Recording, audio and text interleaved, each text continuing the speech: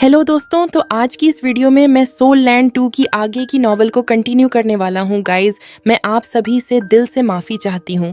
मैं आपको इतने दिनों से वेट कराया, माफ़ कर दीजिए। आगे से रेगुलर वीडियो आया करेगी। और हाँ, अगर आपने अभी तक इसके पिछले पार्ट को नहीं देखा है, तो अगर आप लोगों ने मिस किया है तो मैं उसका लिंक को डिस्क्रिप्शन और कमेंट में दे दूंगी, तो आप लोग वहां जाकर चेक करके देख लेना। तो इस एपिसोड के शुरुआत भी बिल्कुल वहीं से होता है जहां यह ब्लेजिंग डेलिकेट एपी कोर्ट हर्ट की तरफ ही बढ़ रहा था, जिसे देखकर blazing delicate apricot hob घबराते हुए कह रही थी, तुम मुझे छोड़ दो, मैं तुम्हारे किसी भी काम की नहीं हूँ। जिस पर यह शांत होकर कहता है, हाँ, मैं यह बात जानता हूँ कि तुम मेरे लिए यूजलेस हो। मैं बस तुमसे कुछ चीजें ही लेना चाहता हूँ। अगर तुम मुझे वह चीज देने से मना करते हो तो मैं तुम्हें जड़ से ही उखाड़ दूंगा। तुम्हें बस मुझे ब्लेजिंग रबर के पीस को देना है, क्योंकि मैं इसकी मदद से किसी को बचाना चाहता हूँ। युहाओ की इस बात को सुनकर पहले जो ब्लेजिंग डेलिकेट एप्रीकोट हब घबरा रही थी, वह तुरंत ही काफी गुस्सा हो जाती है और वह काफी गुस्से में कहती है, यह तो सरासर रबरी है। तो युहाओ भी तुरंत ही जवाब देते हुए कहता है, हाँ, मैं तुम्हें रब कर रहा हूँ और मैं करूँगा भी। भला मैं तुम्हें रब क्यों ना करूं? अब तुम मुझे जल्दी से बताओ कि तुम मुझे दे रहे हो या नहीं। मेरे पास और ज्यादा पैशन नहीं है। तुम मुझे पास्ट के जैसे काम करने के लिए मजबूर मत करो। यहाँ ये कहने के साथ ही बड़ी से आई ऑफ डेस्टिनी रिलीज होने लगता है और इसी के साथ स्पिरिचुअल वेव सभी तरफ फैलने लगता है। वैसे तो ये आई अब भी लेवल 70 पर ही था, लेकिन उसकी स्पिरिचुअल पावर लेवल 90 तक पहुंच चुका था। इसलिए सिर्फ ये ब्लेजेंड डेलिकेट हॉप से फाइट करने के लिए युहाओ के लिए कोई बड़ी बात नहीं थी। और उससे भी बढ़कर युहाओ ने पहले ही 1 लाख साल के लाइट टायरेंट को मार कर रखा था। उससे भी बढ़कर अगर बात किया जाए तो युहाओ के पास अभी भी स्नो एम्परर थी। वेपन के तौर में फिर हमें ब्लेजिंग डेलिकोट एप्रीकोट हर्ब को दिखाया जाता है, जो गुस्से में कहती है, तो ठीक है, मैं तुम्हें दे दूंगी। यह कहने के साथ ही उसकी कोर के अंदर से उंगलियों जितना ब्लेजिंग रबर का पीस बाहर निकलता है, लेकिन ये इस ब्लेजिंग रबर को देखे बिना कहता है, मुझे अभी भी याद है स्नो एम्प्रेस ने तुम्हारे अंदर से इससे भी बड़ा ब्लेजिंग रबर को बाहर निकाला था और तब भी तुम्हारे अंदर आधा से भी ज्यादा ब्लेजिंग रबर बाकी था। इसीलिए अब तुम जल्दी करो और तुम्हारे पास जितना भी ब्लेजिंग रबर है वह सभी कुछ मुझे दे दो, नहीं तो मैं इसने एम्प्रेस को बाहर बुलाकर भी यह ले सकता हूँ। युहाओ की यह कहने के साथ ही इसने एम्प्रेस युहाओ के बॉडी के अंदर से बाहर निकलती है और वह चुपचाप बाहर निकलकर आइस एलिमेंट को एब्जॉर्ब करने लगती है। और भाई लोग, अगर बात किया जाए तो जब तक युहाओ चाहता है तो वह कुछ टाइम के लिए दोबारा से स्नो एम्प्रेस की मेमोरीज को रिगेन कर सकता था। इसलिए युहाओ ने स्नो एम्प्रेस को बाहर बुलाया था। और भाई लोग, वहां पे आइस एम्प्रेस को देखकर तो ब्लेजिंग डेलिकेट हर्ब कुछ ज्यादा ही घबरा गई थी, और अगर उसके पास दांत होती तो शायद उसकी पूरे दांत टूट ही जाते। फिर ब्लेजिंग डेलिकेट एप्रीकोट हर्ब घबराते हुए कहती है, प्लीज तुम मुझे कुछ भी मत करना, मैं तुम्हें सड़ी दे दूंगी। यह कहने के साथ ही उसकी बॉडी के अंदर से एक काफी बड़ा ब्लेजिंग रबर बाहर निकलकर ग्लो करने लगता है। फिर युहाओ भी अपने पॉकेट से स्टोरेज टाइप सल टूल को बाहर निकालकर उसे वहां पे स्टोर करता है। और अगर बात किया जाए तो उसने यह ब्लेजिंग रबर सिस्टम माच उताव के लिए लिया था, क्योंकि सिर्फ ब्लेजिंग रब ही माच उताव के इविल फोनिक्स फायर को प्यूरिफाई कर सकता था। ब्लेजिंग रबर को स्टोर करने के बाद ही यह ब्लेजिंग डेलिकेट रिकॉर्ड को इग्नोर करते हुए डेलिकेट सिल्की मोर्टल हर्ब के पास आता है और वह उससे कहता है, हम दोनों यहाँ से जा रहे हैं। मैंने अभी अभी यहाँ से सिर्फ ब्लेजिंग रबर लिया हूँ, मैंने किसी भी तरह के हब्स को नहीं लिया है। इसलिए जब मैं यहाँ पे अगली बार आऊंगा तो तभी मैं 6 तरह की हॉप्स को ले जाऊंगा। यहाँ के इस बात को सुनकर यूयू के पास कुछ भी जवाब देने के लिए नहीं था, क्योंकि ये बात तो उसे भी पता चल गया था कि उसे यहाँ पर युहाओ को गुस्सा दिलाने की परिणाम क्या हो सकता। और भाई लोग, अगर बात किया जाए तो युहाओ के ओरिजिनल प्लान में 6 तरह की हॉप्स को अपने दोस्तों के लिए ले जाने वाला था, लेकिन युहाओ ने इस प्लान को इसलिए चेंज करा था क्योंकि डेलिकेट सिल्क इमोर्टल हॉप ने कहा हुआ मेथड काफी रिलायबल था टांगिया के पॉइजन न्यूट्रलाइज करने के लिए। और अगर बात किया जाए तो युहाओ ने अभी इस जगह से कोई भी हर्ब को नहीं लिया था, और इसका मतलब ये है कि युहाओ यहाँ पर दोबारा से आकर 6 तरह की हब्स को ले जा सकता है, और उससे भी बढ़कर यहाँ के हब्स टॉप क्वालिटीज का है। इसीलिए शायद उसे इन हॉप्स अगली बार भी चाहिए होंगे। उस टाइम में क्या होगा अगर उसके कुछ दोस्त घायल हो गए और उनको बचाने के लिए स्पेशल मेडिसिनल हब की आवश्यक हो, तो इसीलिए अगर वह यहाँ से सारी हब को ले जाता है तो वह अगली बार यहाँ से हब को ले जा नहीं पाएगा। वैसे भी यहाँ के दोस्तों के लिए कोई भी हॉब्स की आवश्यक नहीं थी पावर को बढ़ाने के लिए, क्योंकि वो लोग पहले से ही काफी ज्यादा ही टैलेंटेड थे।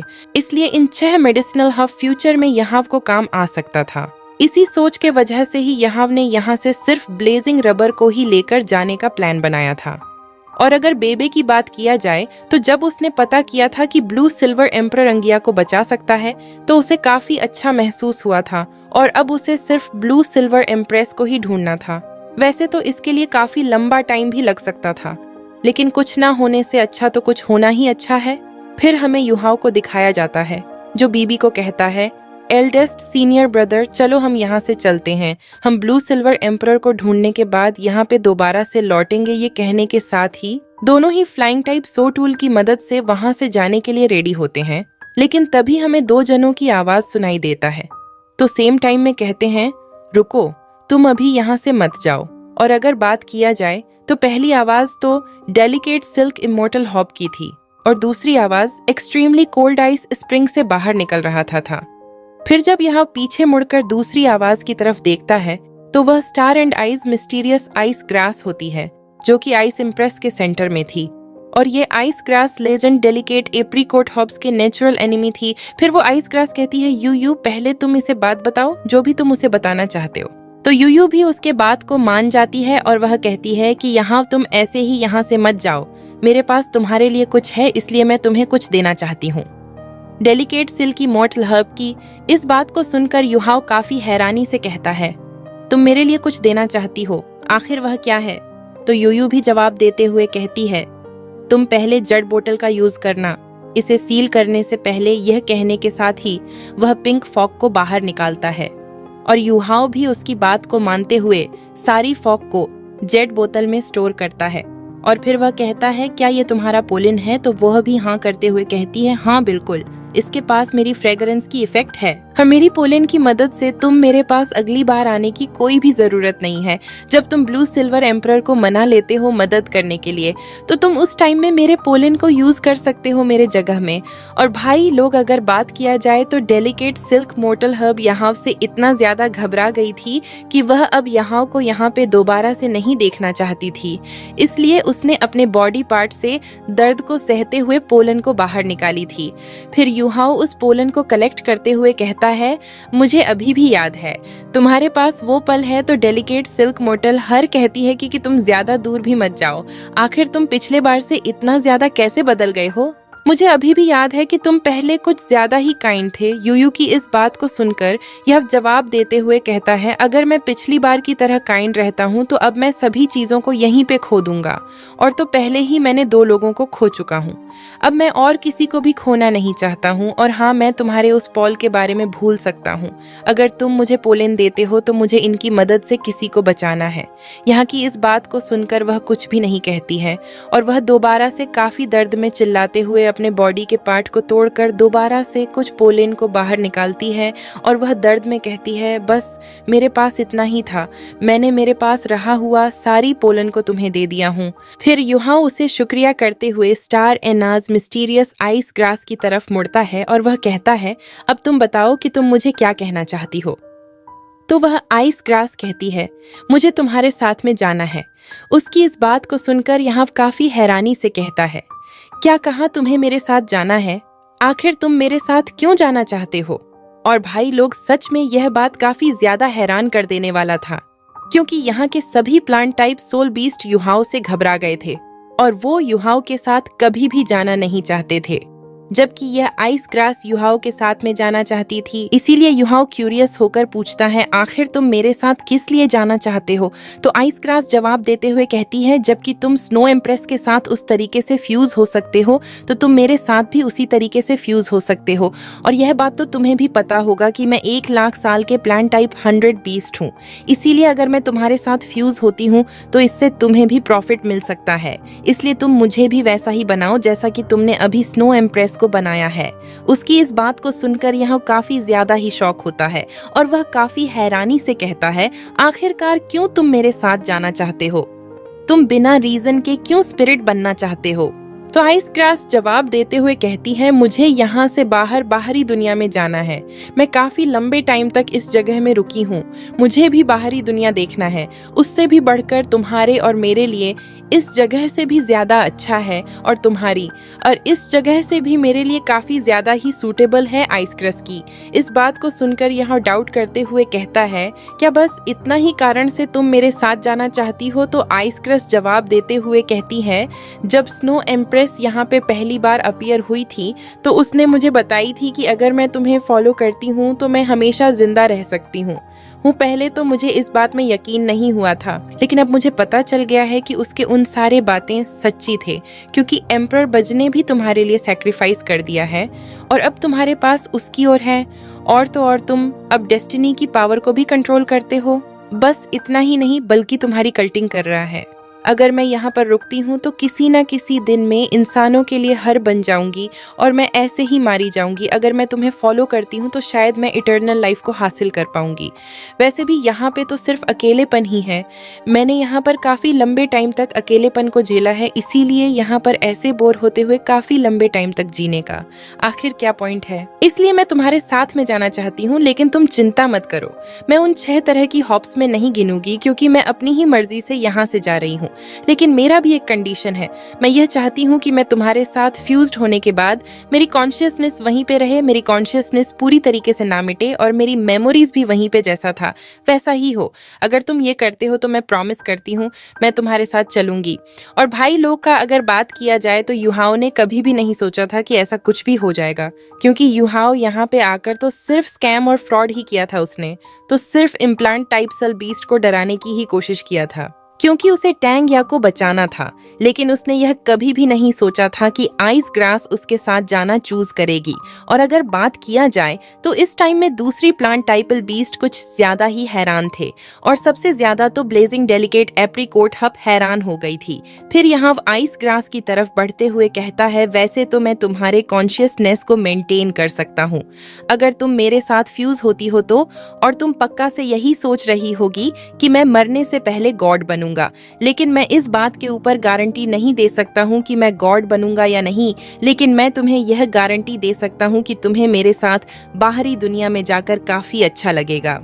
और तुम वहाँ पर ऐसी चीजें भी देखो जिसे तुमने कभी भी नहीं देखा है। इसलिए तुम दोबारा से इस मैटर के ऊपर सोच बना लो, क्योंकि अगर यह प्रोसेस शुरू होता है तो हम बिल्कुल भी पीछे नहीं हट सकते हैं। इसलिए इस मैटर में तुम्हें केयरफुली सोचना होगा, क्योंकि स्पिरिट बनने का मतलब यही है कि तुम अपने रियल बॉडी को गिव अप कर रहे हो। यहाँ की इस बात को सुनकर आइस ग्रास कहती है, मैंने इस बारे में सोच बना लिया है, इसलिए अब तुम भी प्रॉमिस करो।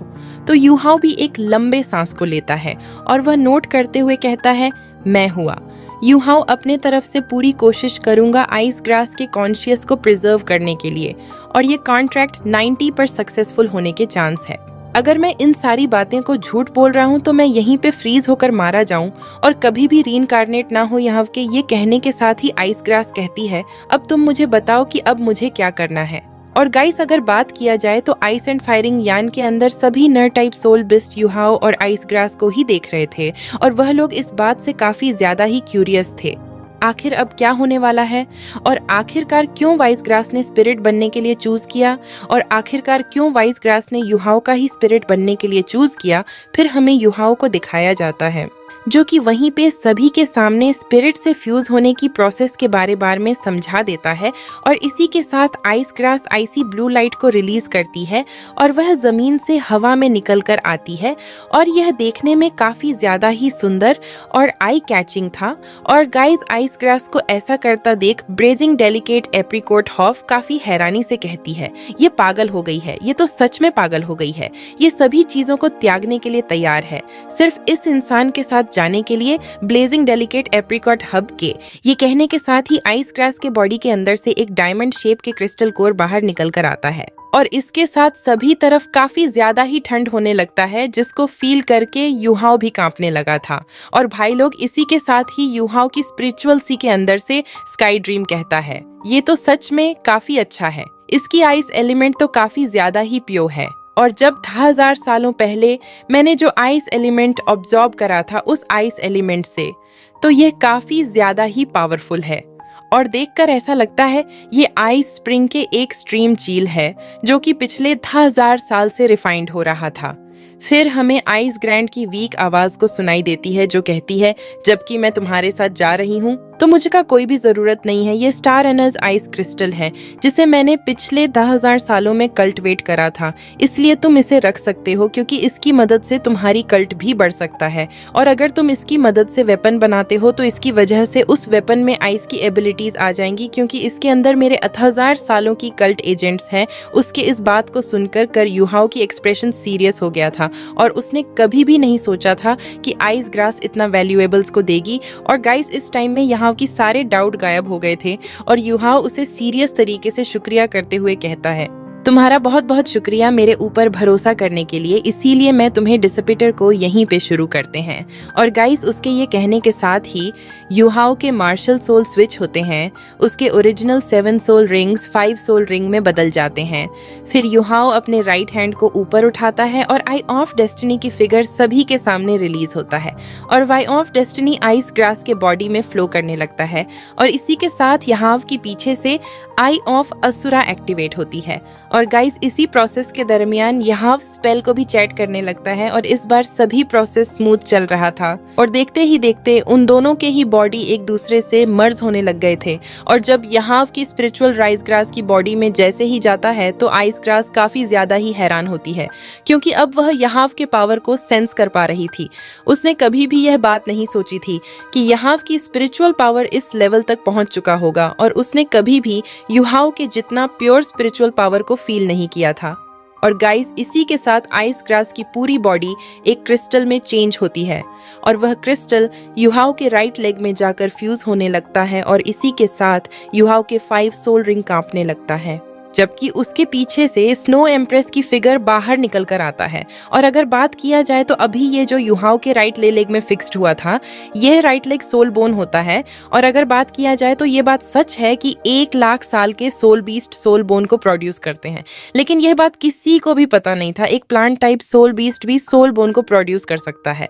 और भाई लोग फिर हमें युहाओ को दिखाया जाता है जिसके कपड़े पूरी तरीके से फट गया था और देखते ही देखते एक और रेड सेल रिंग अपीयर होने लगा था जिसे देखकर भी युवाओं को कहता है, लिटिल जूनियर ब्रदर तुम सक्सेसफुल हो गए हो, तुमने यह काम सक्सेसफुली कर दिया। तो यहाँ भी जवाब देते हुए कहता है, इन बातें ने यह प्रूफ कर ही दिया कि 1,00,000 साल की सोल बीस्ट की स्पिरिट पावर भी काफी ज्यादा ही पावरफुल होता है। और फिर यह सभी प्लांट टाइप सोल बीस्ट को देखते हुए कहता है, सभी लोग जैसे कि तुम सभी लोग देख सकते हो आइस ग्रास और मेरी फ्यूजन कंप्लीट हो चुका है और उसकी कंडीशन भी अभी काफी अच्छा है और शायद तुम लोग भी उसके ऑरा को सेंस कर पा रहे होगे। इसीलिए अब मैं इससे आगे कुछ भी नहीं कहूंगा, अब मैं यहाँ से जा रहा हूँ। तुम सभी लोगों को गुड बाय ये कहने के साथ ही युहाओ और वे फ्लाइंग टाइप सॉल्व टूल को यूज करते हुए काफी तेजी में वहां से निकल जाते हैं। और इस टाइम में पूरे ice and fire ring young silent था